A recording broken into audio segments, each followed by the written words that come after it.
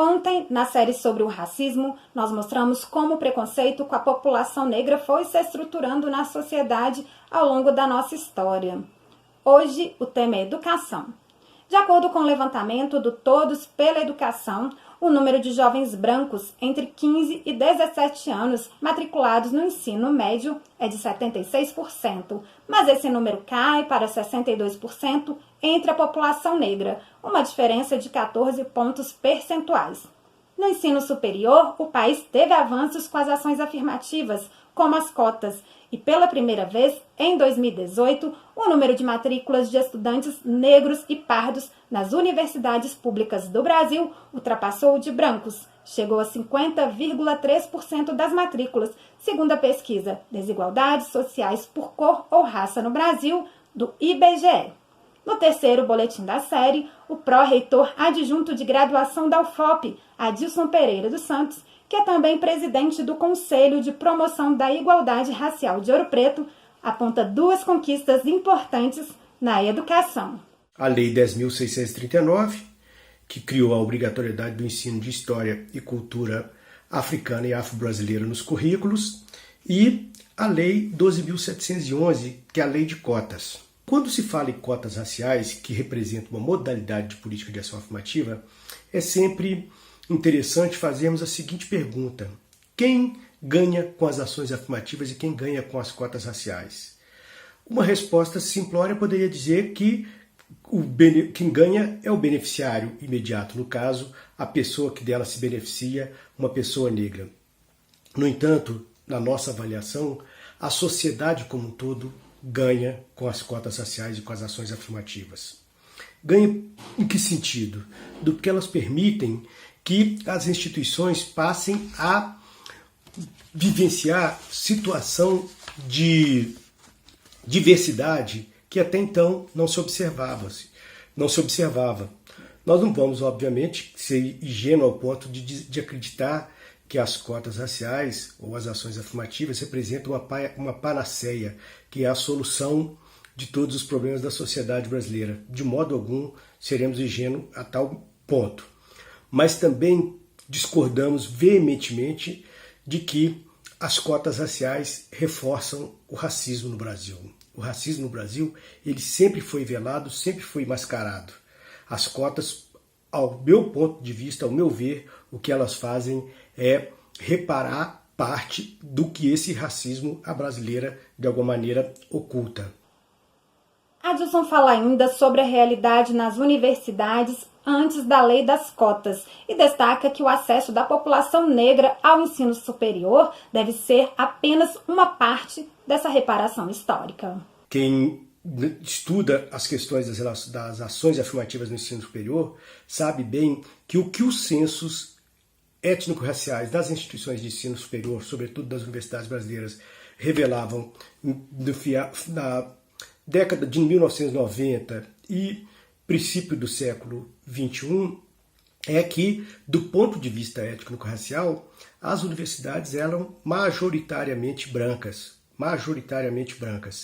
E foi através das ações afirmativas que o perfil do corpo discente das universidades passou a modificar. Então, estamos hoje vivendo um cenário de transformação do campus universitário. O campus que antes era limitado a determinados segmentos se transforma num campus mais plural. E há de se ressaltar que com a lei de cotas, ela vai promover uma questão que é muito importante do ponto de vista das universidades.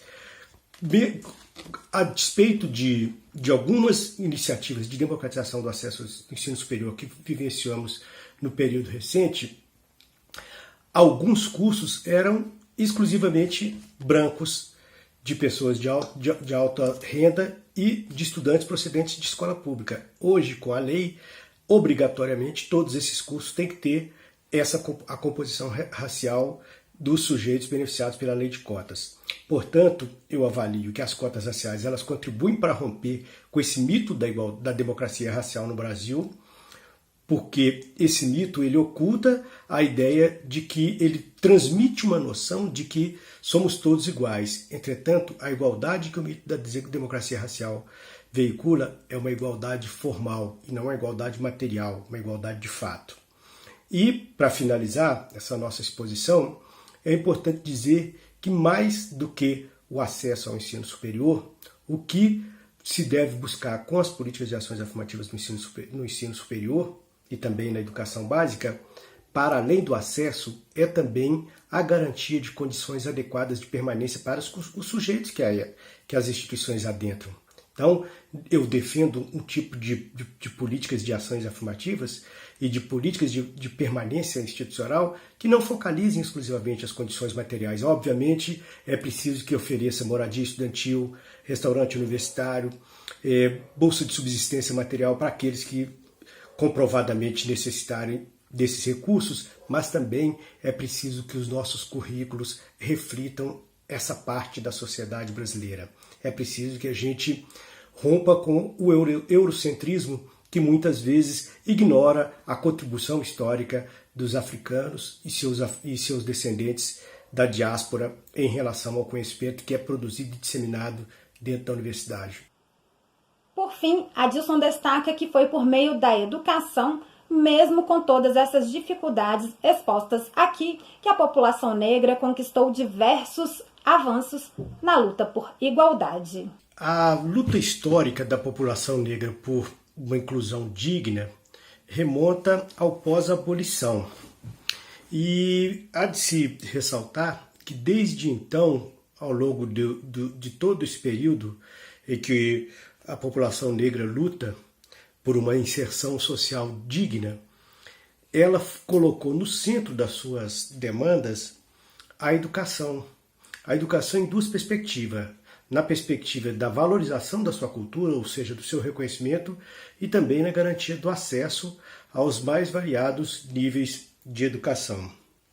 Então, por que a população negra optou por essa via? Por acreditar que através da educação poderia se conquistar a mobilidade social.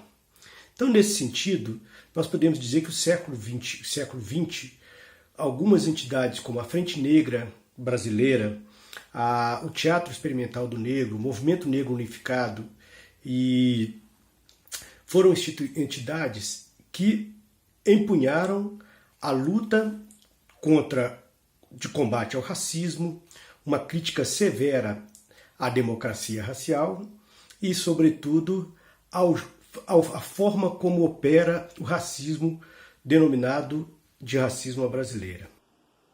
E a nossa série sobre o racismo volta na próxima segunda-feira. No 4º episódio, nós vamos falar da violência contra o negro. E continue acompanhando a cobertura da TV UFOP em nossos canais na TV ou pela internet. É sempre muito bom ter a sua companhia.